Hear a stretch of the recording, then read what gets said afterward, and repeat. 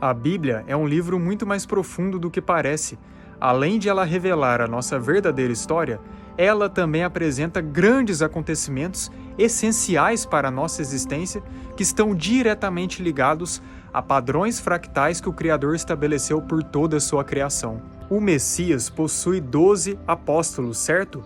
Que foram essenciais na propagação do evangelho que ele veio trazer. E você sabia que o nosso cérebro possui 12 nervos cranianos e que esses 12 nervos cranianos são essenciais para o funcionamento do cérebro e do restante do corpo? Agora você entende por que algumas vezes nas Escrituras, como em Colossenses 1, verso 18, Cristo é colocado como cabeça do corpo, que é a igreja, ou seja, Cristo é o cabeça do corpo que, por meio dos 12 apóstolos, consegue manter o restante do corpo em funcionamento. E aplicando para o nosso corpo, o cérebro, por meio dos 12 nervos cranianos, mantém o restante do corpo em funcionamento, cada um com a sua função, cada membro sendo designado para aquilo que ele foi fazer, tanto no micro quanto no macro. E é por isso que na Nova Jerusalém, o Messias é o rei, ou seja, o cabeça, o cérebro, enquanto que os muros da cidade da Nova Jerusalém, que contém o nome de cada um dos 12 apóstolos, são os 12 nervos cranianos do grande corpo do Messias, no qual nós somos membros dele, tendo ele como cabeça. Agora veja que interessante também.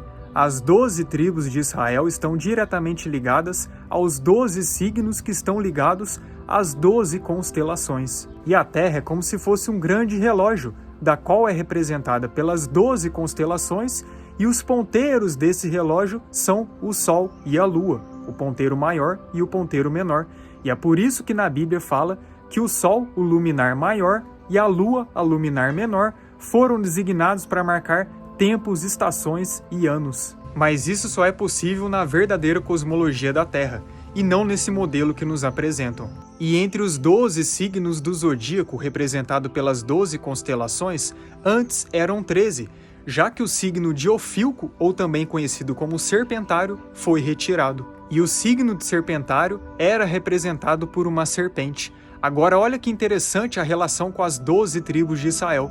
Quando vemos a menção das 12 tribos em Apocalipse, Dan não é mencionada. A tribo de Efraim também não é mencionada, mas Efraim pode muito bem ser representada por José, já que José se dividiu em Efraim e Manassés. E sabe como que Jacó, quando ele vai dar a bênção a todos os seus filhos, ele se refere a Dan?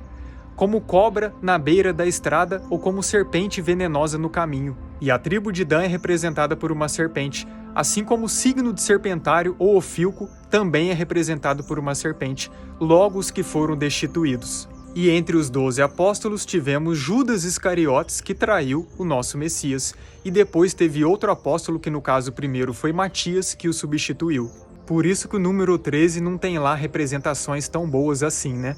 Enquanto que o 12 é totalmente o oposto, já que 12.000 vezes 12 é 144.000, logo os 144.000 selados que são mencionados em Apocalipse. Quando Moisés abriu o Mar Vermelho e resgatou os israelitas da escravidão do Egito, isso pode muito bem ser representado quando passamos do lado esquerdo do nosso cérebro, que é ligado ao racional, ligado à lógica e aos 5 sentidos materiais, para o lado direito, que é ligado ao emocional, à intuição, ao lado mais metafísico, mais criativo. Ou seja, quando os israelitas estavam no Egito, eles eram mais materialistas, apenas guiados pelos seus 5 sentidos e apenas no estado de escravidão, tanto física quanto principalmente mental. Mas a partir do momento que eles, por meio do Mar Vermelho, foram libertos da escravidão do Egito, isso representa quando eles ativaram a sua intuição, a sua consciência, o seu lado metafísico e decidiram o seguir.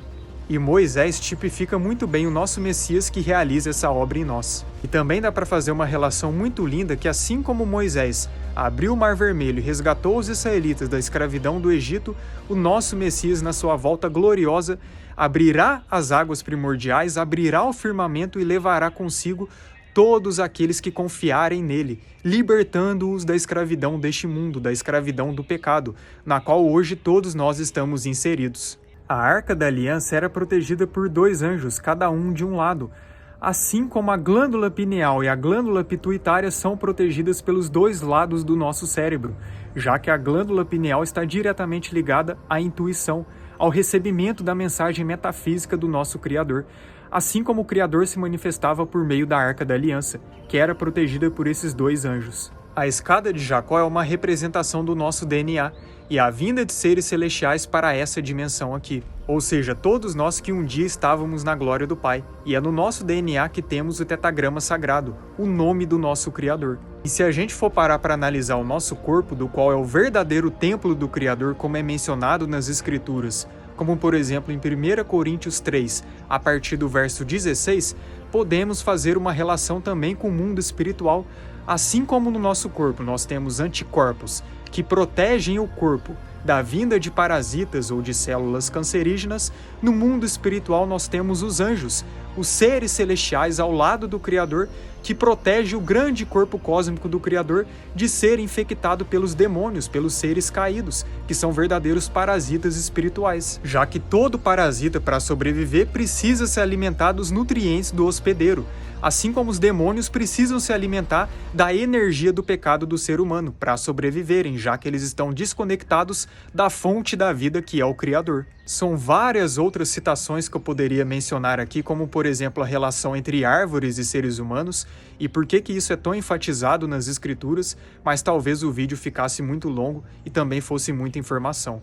Mas eu espero ter agregado na sua vida, e veja só como que o nosso Criador é soberano, é pleno, é perfeito, e como que ele estabelece padrões por toda a sua criação, que apenas apontam para a sua obra, apenas apontam para a sua existência, para o seu poderio e para a nossa verdadeira história, que é relatada nas Escrituras, e para o nosso verdadeiro propósito e para quem realmente nós somos, a imagem e semelhança do Criador.